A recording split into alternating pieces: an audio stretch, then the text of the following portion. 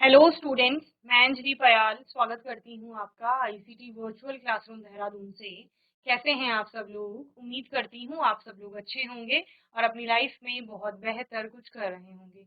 आज हम बात कर रहे हैं क्लास 7th के साइंस की, और जैसा कि आप लोग जानते हैं चैप्टर चल रहा है फिजिकल एंड केमिकल चेंज। तो भौतिक और रासायनिक परिवर्तन के बारे में हम यहाँ पर बात करेंगे, जिसमें परिवर्तन क्या होता है वो आप लोगों ने अच्छे से समझा था। परिवर्तन यानी बेसिकली एक बदलाव की बात हो रही है जो हम अपने आसपास, अपने अंदर या फिर बहुत सारी जगह पर होते हुए देखते हैं। ठीक है ना? अगर हम अपने अपने में बोले तो हमारे शरीर में परिवर्तन आता है। शारीरिक रूप से हम जन्म लेते हैं, हमारा साइज छोटा होता है, फिर हम धीरे धीरे ग्रोथ होती है, हम बड़े होते जाते हैं।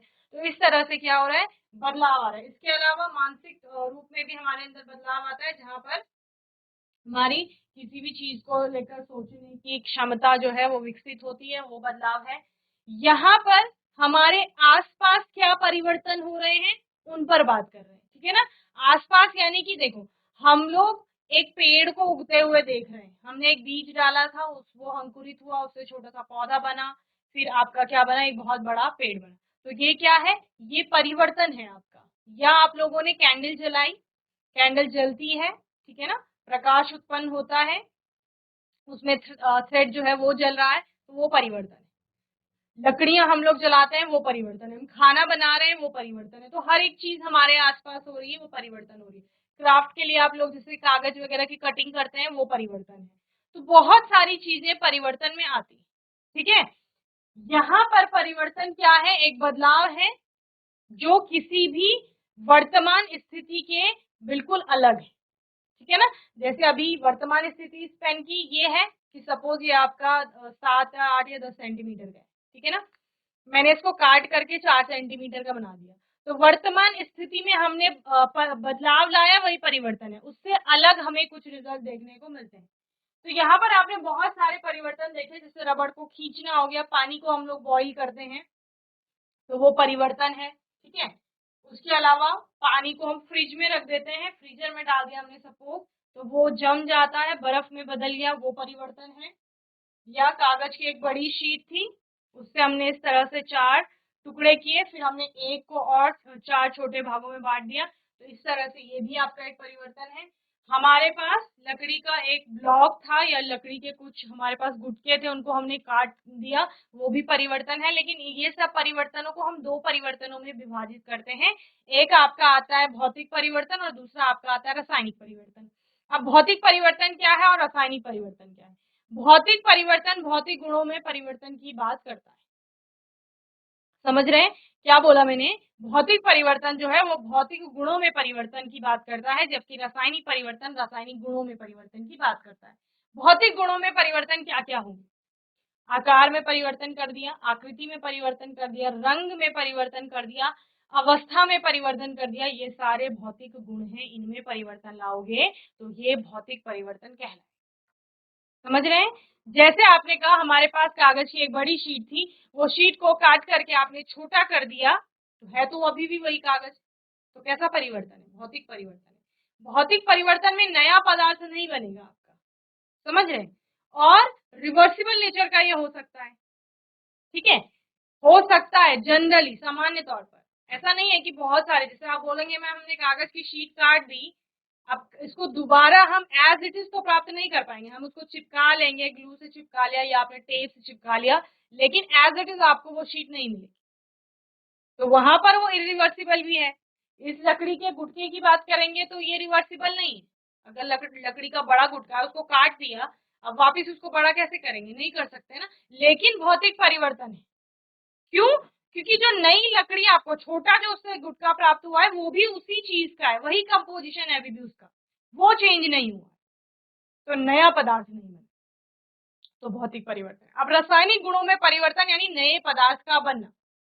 अगर किसी भी चीज के रासायनिक गुण में परिवर्तन हो जाता है, उसके केमिकल कंपोजिशन में चेंज आ जाता है, तो उससे नया पदार्थ बनता है। ठीक है? क्योंकि उसका रासायनिक संगठन बदल गया है। समझ रहे हो? तो भौतिक गुणों में परिवर्तन यानी भौतिक परिवर्तन, और रासायनिक गुणों में परिवर्तन यानी रासायनिक परिवर्तन।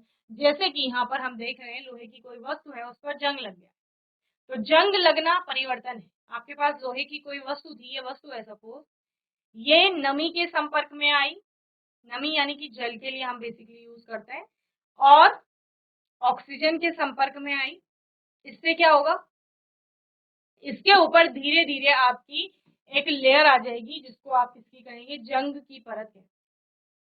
तो इस तरह से लोहे की वस्तु का क्या हो गया, संक्षारण हो गया। तो जंग लगना एक रासायनिक परिवर्तन है। क्यों? क्योंकि अब ये जो जंग बना है ये नया पदार्थ है, ये लोहा नहीं है। समझ रहे हैं? ये कोई नया पदार्थ है, और जब भी किसी नए पदार्थ के बनने की बात होगी तो वो आपका रासायनिक परिवर्तन है। समझ रहे हैं? इसके अलावा रासायनिक परिवर्तन कहाँ आपको देखने को मिलेगा? आग जलने की या कंबशन की जो भी प्रक्रियाएं हैं, जो भी वहां पर अभिक्रियाएं हैं, वो सारे रासायनिक परिवर्तन के अंतर्गत आते हैं। जैसे मोमबत्ती का जलना, मोमबत्ती जब जलती है तो उसमें दो परिवर्तन एक साथ होते हैं। एक आपका वैक्स मेल्ट होती है, यानी कि जो मोम है वो पिघलती है, तो वो भौतिक परिवर्तन है। क्यों? क्योंकि एक बार मोम पिघलेगी और पिघल करके आप नीचे सरफेस पे देखेंगे तो वो फिर से जम जाती है। तो मोम सॉलिड स्टेट में थी, पिघली तो आपका लिक्विड स्टेट में आई, एंड देन अगेन वो क्या हो गई, सॉलिडिफाई हो गई या जम गई आपकी।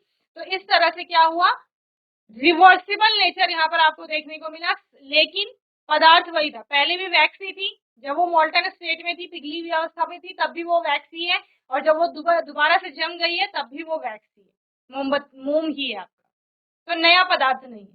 दूसरा, मोमबत्ती में जो थ्रेड होता है वो जल रहा होता है, तो जलने की प्रक्रिया यानी कि रासायनिक परिवर्तन। तो मैंने क्या बोला, मोमबत्ती के जलने में दो परिवर्तन एक साथ होते हैं, एक भौतिक होता है, दूसरा रासायनिक। भौतिक परिवर्तन क्या है, मोम का पिघलना, और रासायनिक परिवर्तन है उस थ्रेड का जलना, जिसके जलने से उसके आसपास क्या हो रहा है, प्रकाश हो रहा है। समझ रहे हैं? वहां पर जलने की वजह से क्या होगा, आपका थ्रेड जो है उससे कार्बन कंटेंट बनेंगे, गैसेस उत्पन्न होंगी, बहुत सारे नए नए पदार्थ बनेंगे, इसलिए वो रासायनिक परिवर्तन होगा। और लकड़ी का जलना हो गया, भोजन का पकना हो गया। अब भोजन में अलग अलग सामग्रियां हैं हमारे पास, उन सभी को मिला करके एक डिश, एक रेसिपी को फॉलो करके आपने एक डिश तैयार कर ली। ठीक है? सपोज हमारे पास चावल भी थी, दाल भी थी, सब्जियां भी थी, घी था, हमारे पास मसाले थे, बहुत सारी चीजें थी, और सबको मिक्स करके हमने खिचड़ी बना ली। ठीक है ना?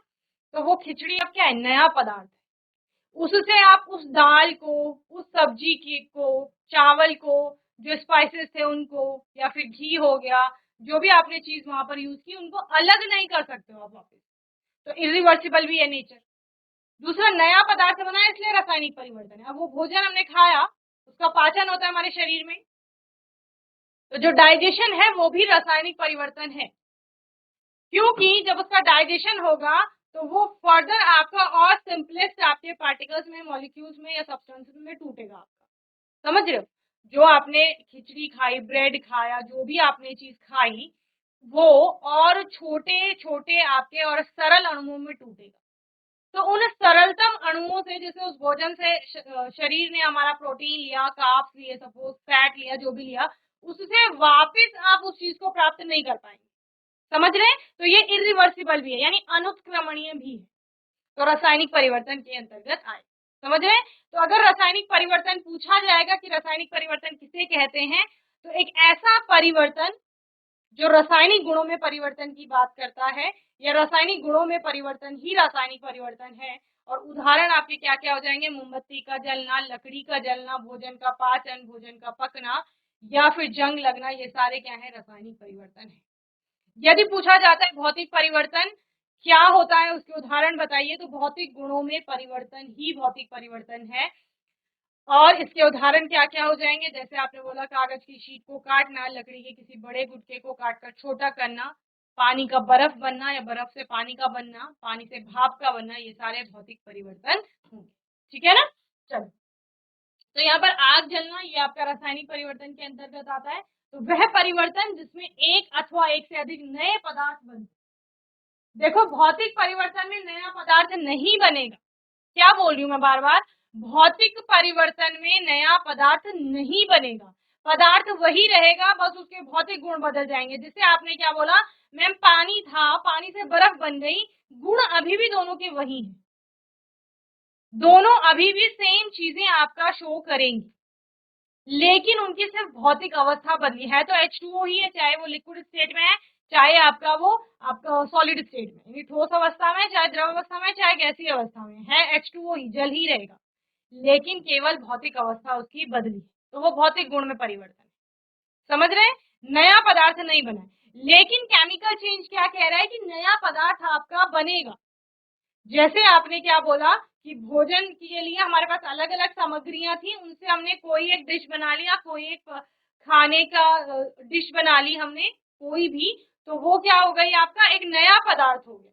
या उस भोजन को जब हमने खाया तो उससे और सिंपलेस्ट या और सिंपल सरल आपके अणु हमें प्राप्त हुए, तो वो जो अणु थे वो नए पदार्थ थे। तो ये रासायनिक परिवर्तन है।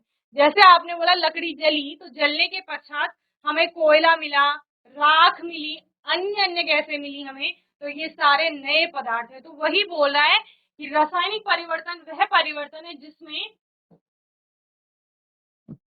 एक अथवा एक से अधिक नए पदार्थ बनते हैं, ये रासायनिक परिवर्तन आपका कहलाता है। ठीक है ना? उदाहरण के लिए भोजन का पाचन हो गया, फलों का पकना हो गया, फल एक बार पक जाएगा आपका तो वो नया पदार्थ है, रासायनिक परिवर्तन है, उससे वापस कच्चा फल प्राप्त नहीं कर पाएंगे, तो इरिवर्सिबल नेचर है, यानी कि अनुत्क्रमणीय परिवर्तन है। अंगूरों का किण्वन जो होता है वो भी आपका रासायनिक परिवर्तन के अंतर्गत आएगा, आदि विभिन्न रासायनिक परिवर्तनों के कारण होता है। ठीक है ना? चलिए, रासायनिक परिवर्तन में एक या एक से अधिक नए पदार्थ निर्मित होते हैं। नए उत्पादों यानी पदार्थों के अतिरिक्त रासायनिक परिवर्तन में निम्न घटनाएं भी हो सकती हैं, यानी कि नए पदार्थ तो बन ही रहे हैं, उसके अतिरिक्त उसमें क्या होगा, ऊष्मा, प्रकाश अथवा किसी अन्य प्रकार के विकिरण, उदाहरण के लिए पराबैंगनी विकिरण का निर्मुक्त बाहर निकलना अथवा उनका अवशोषित होना। यानी कि कभी कभी क्या होता है, रासायनिक परिवर्तन के दौरान ऊष्मा भी उत्पन्न होती है। ठीक है ना? यानी गर्मी उत्पन्न होगी। इसके अलावा क्या होगा, ऊष्मा अवशोषित भी हो सकती है, कि किसी रासायनिक अभिक्रिया को कराने के लिए हमें हीट देनी पड़ती है। जैसे खाना बनाना है तो उसके लिए हमें ऊष्मा देनी पड़ेगी, तो उस टाइम क्या होगा, ऊष्मा अवशोषित होगी। आप समझ रहे हैं? और पराबैंगनी किरणें आपका क्या हो सकती हैं, उसकी आवश्यकता हो सकती है, या फिर वो बाहर निकल सकती है। वहां पर ध्वनि का उत्पन्न होना, किसी किसी अभिक्रिया में साउंड भी आपका यहाँ पर रिलीज हो सकती है, यानी कि उत्पन्न हो सकती है ध्वनि किसी भी प्रकार की। गंध में परिवर्तन होना, जैसे हमने बोला कि फलों का पकना है, तो फलों की जो एक नेचुरल स्मेल होती है, उनकी एक प्राकृतिक गंध होती है, उसमें भी परिवर्तन आ सकता है। कि जैसे आप बोलते हैं कोई कोई फल पकने के बाद बहुत ज्यादा उनमें खुशबू आने लगती है, या स्मेल जिसे आप बोल रहे हो, तो उस गंध में परिवर्तन हुआ। कच्चे फल की महक कुछ और थी और जब वो पक गया उसकी महक कुछ और है। अथवा किसी नई गंध का बनना भी क्या है, एक प्रकार का संकेत देता है कि यहाँ पर रासायनिक परिवर्तन हो सकता है। रंग में परिवर्तन, रंग में परिवर्तन आपने भौतिक गुण में भी बोला, रासायनिक गुण में भी पढ़ रहे हो, क्योंकि यहाँ पर है वो आपकी फिजिकल प्रॉपर्टी, लेकिन रासायनिक परिवर्तन में इसलिए, जैसे पकने के बाद कोई जैसे फ्रूट्स होते हैं आपके, तो कलर चेंज कर लेते हैं, तो रंग में परिवर्तन हो सकता है। या जैसे आप कह रहे हो कि लोहे पर जंग लग रहा है, तो उस केस में भी रंग में परिवर्तन आ रहा है ना? तो ये आपके क्या है, रासायनिक परिवर्तन के अंतर्गत है। या फिर किसी गैस का बनना, किसी किसी रासायनिक अभिक्रिया में गैसें भी उत्पन्न होती हैं, तो ये भी रासायनिक परिवर्तन का एक संकेत है या सूचक है। जैसे कि आपने क्या बोला, आग जलने में हमारा गैसें भी उत्पन्न होती हैं, तो वो रासायनिक परिवर्तन के अंतर्गत आए। ठीक है ना? आपके आसपास जो भी चीजें हो रही हैं, सिंपली हम उनको क्लासिफाई कर रहे हैं, यानी कि वर्गीकृत कर रहे हैं, आपका बांट रहे हैं किसमें, भौतिक परिवर्तन में और रासायनिक परिवर्तन। समझ रहे हो? आपने बोला मैंने मोमबत्ती भी जलाई, मैंने लकड़ी भी जलाई है, मैंने खाना पकते हुए भी देखा है, मैंने खाना खाया भी है, मेरे शरीर में उस खाने का पाचन भी होता है। ठीक है? इसके अतिरिक्त यहाँ पर क्या हो रहा है, बहुत सारे जो आप परिवर्तन देख रहे हो, हमारी बहुत सारी लोहे की वस्तुओं में जंग भी लगता है, कागज की शीट मैंने काटी है, लकड़ी के गुटके को मैंने काटते हुए देखा है, तो ये सब में बदलाव हो रहा है। लेकिन कौन कौन से भौतिक परिवर्तन है और कौन कौन से रासायनिक परिवर्तन है, ये मुझे अभी तक नहीं ज्ञात था। अब जब मैंने ये टॉपिक पढ़ लिया है तो मेरे को क्लियर हो गया है कि रासायनिक परिवर्तन क्या है और भौतिक परिवर्तन आपका क्या हो। ठीक है ना? चलिए, अब इसमें रासायनिक परिवर्तन में एक बहुत अच्छा एग्जाम्पल है, जो 7th क्लास से लेकर के आपका कम से कम 10th क्लास तक पीछा नहीं छोड़ता, ये वाला एग्जाम्पल। ठीक है ना? तो ये रासायनिक परिवर्तन का एग्जाम्पल है। इसके अलावा एक धातु की ऑक्सीजन से अभिक्रिया का एग्जाम्पल है। ठीक है, यहाँ पर होता क्या है, धातु आपकी मैग्नीशियम है, वो मैग्नीशियम ऑक्सीजन की उपस्थिति में, देखो मैंने बोला जलने की, आग लगने की प्रक्रिया जो है उसके लिए ऑक्सीजन जरूरी है। जहां पर ऑक्सीजन नहीं होगा वहां पर आप आग नहीं जला पाएंगे। जनरली घर में क्या बोलते हैं हमारे कि यहाँ पर हवा नहीं है या वायु नहीं है, तो उसका अर्थ ही क्या है, ऑक्सीजन है, कि ऑक्सीजन की बात वहां पर की जा रही है। तो ऑक्सीजन से धातु कंबाइन होती है और धातु के ऑक्साइड बनाती है। यहाँ पर धातु के रूप में हमने क्या लिया है, मैग्नीशियम लिया है। मैग्नीशियम की जब ऑक्सीजन के साथ अभिक्रिया होती है तो मैग्नीशियम का ऑक्साइड बनता है, जो यहाँ पर इस प्रकार से जलेगा। ठीक है ना, आपने क्या किया, मैग्नीशियम की एक रिबन ले ली और उसके बाद उसको ऑक्सीजन की उपस्थिति में जलाया। वो व्हाइट फ्लेम के साथ, आपका व्हाइट डेजलिंग फ्लेम आपको पढ़ने को मिलता है, श्वेत लौ के साथ यहाँ पर जलता है। ठीक है ना, जनरली आपने येलो कलर की फ्लेम प्रोड्यूस होते हुए देखी होगी, पर जब मैग्नीशियम रिबन जलती है आपकी तो व्हाइट कलर की फ्लेम आपके प्रोड्यूस होती है और उसके बाद एक चूर्ण वहां पर प्राप्त होता है, एक पाउडरी सब्सटेंस बनता है जिसको क्या कहा जाता है, मैग्नीशियम ऑक्साइड कहा जाता है। यह रिबन मैग्नीशियम ऑक्साइड का चूर्ण है। इसका मतलब जो यहाँ पर पदार्थ आपको लास्ट में प्राप्त होगा वो मैग्नीशियम ऑक्साइड का चूर्ण होगा। चमकदार श्वेत लौ के साथ मैग्नीशियम रिबन का दहन होता है तथा यह श्वेत चूर्ण में परिवर्तित हो जाता है और यही जो श्वेत चूर्ण है वो क्या है, मैग्नीशियम ऑक्साइड। यानी मैग्नीशियम की एक स्ट्रिप ले लिया आपने, मैग्नीशियम क्या है, धातु है, और क्या किया, उसको जलाया। ऑक्सीजन तो होगी आसपास, ऑक्सीजन की प्रेजेंस में, तो क्या बनेगा आपका, मैग्नीशियम ऑक्साइड बनेगा, जो कि आपको सफेद रंग का चूर्ण यहाँ पर प्राप्त हो गया। तो मैग्नीशियम का सिंबल आता है Mg। ठीक है ना, ऑक्सीजन के साथ अभिक्रिया कराएंगे तो MgO आपको यहाँ पर प्राप्त होगा।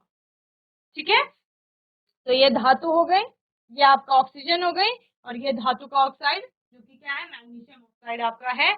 और मैंने आपको बता दिया है श्वेत चूर्ण इसका बनता है। तो कभी कभी आपको प्रश्न पूछता है कि मैग्नीशियम किसकी उपस्थिति में आपका श्वेत लौ के साथ जलता है, तो आप बोलेंगे ऑक्सीजन की उपस्थिति।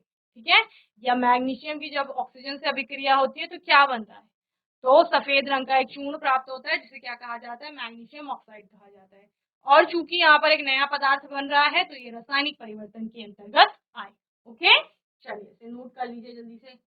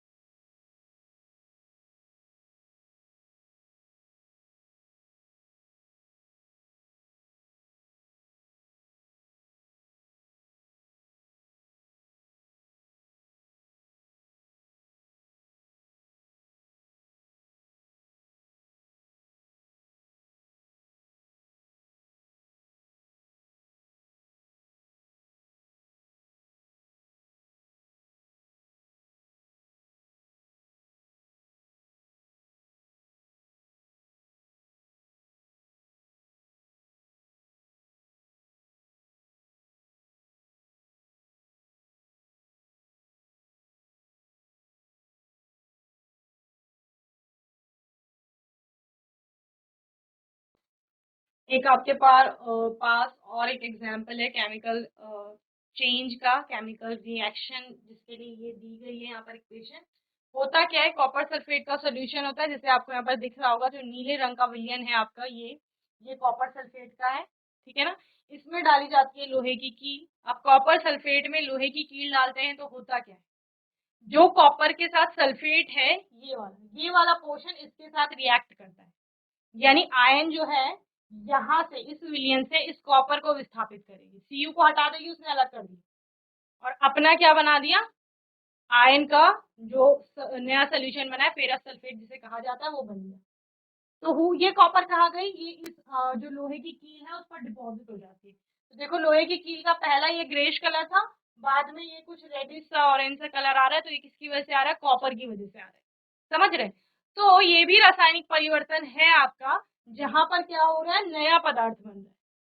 ठीक है, अब इसको रिवर्स नहीं कर सकते, क्यों? क्योंकि कॉपर को अगर आप FeSO4 में डालोगे तो कॉपर आयन को जो क्या नहीं कर पाता, यहाँ पर विस्थापित नहीं कर पाता। विस्थापन अभिक्रिया के अंतर्गत भी आप ये पढ़ते हैं, जो अधिक अभिक्रियाशील धातु होगी, जो ज्यादा स्ट्रांग होगा, वही अपने से कम स्ट्रांग को एक स्थान से दूसरे स्थान तक हटा पाएगा ना। तो सेम केस यहाँ पर भी है, यहाँ अभिक्रियाशीलता का खेल है। ये अधिक अभिक्रियाशील है, इसलिए इसने क्या किया, कॉपर को हटा करके अलग कर दिया और उसका स्थान ले लिया। तो ये हमने पहले ही बोल दिया, ये अधिक अभिक्रियाशील है, तो ये तो कम है, तो ये इसको नहीं हटा पाएगी। अगर हमने FeSO4 का सोल्यूशन लिया, उसमें कॉपर डाल दी, तो फिर अभिक्रिया नहीं होगी, ठीक है ना। तो ये भी आपका किसके अंतर्गत आता है, रासायनिक परिवर्तन के अंतर्गत आता है। और एक एग्जाम्पल है, किसी परख नली में लगभग 1 चम्मच सिरका लीजिए, इसमें चुटकी भर खाने का सोडा डालिए, आपको एक बुदबुदाहट की ध्वनि सुनाई देगी और गैस के बुलबुले बाहर निकलते दिखाई देंगे। ये भी आपका रासायनिक परिवर्तन यहाँ पर हो रहा है, ठीक है ना। चलिए, भौतिक और रासायनिक परिवर्तन के बीच अंतर क्या क्या होते हैं, जो इम्पोर्टेंट है आपके पास, ये आपको पता ही है। जब भौतिक परिवर्तन होता है तो कोई भी नया पदार्थ नहीं बनता है। भौतिक परिवर्तन का मतलब पदार्थ वही है, भौतिक गुण बदल गए, ठीक है ना। जबकि रासायनिक परिवर्तन होता है तो नया पदार्थ बनता है, ये हमें पता है। सबसे पहला परिवर्तन, भौतिक परिवर्तन एक अस्थायी परिवर्तन है, जबकि रासायनिक परिवर्तन एक स्थायी परिवर्तन है। जैसे आपने बोला पानी से बर्फ बनी है, तो बर्फ से वापस पानी बना ही सकते हैं हम लोग, ठीक है ना। तो वो क्या है, अस्थायी। लेकिन यदि आपका आग जल करके, लकड़ी जल करके कोयला बन गया, राख बन गया, गैसें बन गई, तो वो स्थायी परिवर्तन है, ठीक है ना। नेक्स्ट है आपका, जब किसी पदार्थ में भौतिक परिवर्तन होता है तो पदार्थ के संगठन में कोई परिवर्तन नहीं होता है। जब संगठन में परिवर्तन नहीं होगा, कंपोजिशन में चेंज नहीं आएगा, दैट मीन्स नया पदार्थ नहीं बनेगा। नए पदार्थ का मतलब कंपोजिशन का चेंज हो जाना, संगठन का बदल जाना, समझ रहे हो। लेकिन अगर रासायनिक परिवर्तन होता है तो संगठन में परिवर्तन हो जाता है, क्योंकि नए पदार्थ में बनना है तो संगठन बदल देंगे। चलिए, नेक्स्ट है आपका, भौतिक परिवर्तन में किसी पदार्थ के कोई भी रासायनिक गुण परिवर्तित नहीं होते हैं, केवल भौतिक गुण परिवर्तित होते हैं, ये आपको पता है। रासायनिक परिवर्तन में पदार्थ के सभी रासायनिक गुण परिवर्तित हो जाते हैं और परिवर्तन में प्रारंभिक पदार्थ को पुनः प्राप्त किया जा सकता है, किसमें, आपका भौतिक परिवर्तन, ठीक है ना। चलिए, यहाँ पे इसके आगे आप भौतिक लिख सकते हैं।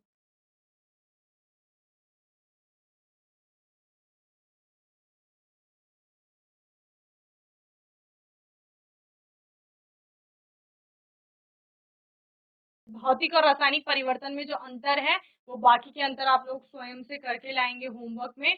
देन हम लोग आने वाले सेशन में आगे इस पर बात करेंगे। बाकी कोई डाउट होगा, क्वेश्चन होगा, तो आने वाले सेशन में आप लोग पूछ लेंगे। और तब तक के लिए ICT वर्चुअल क्लासरूम से जुड़ने के लिए धन्यवाद।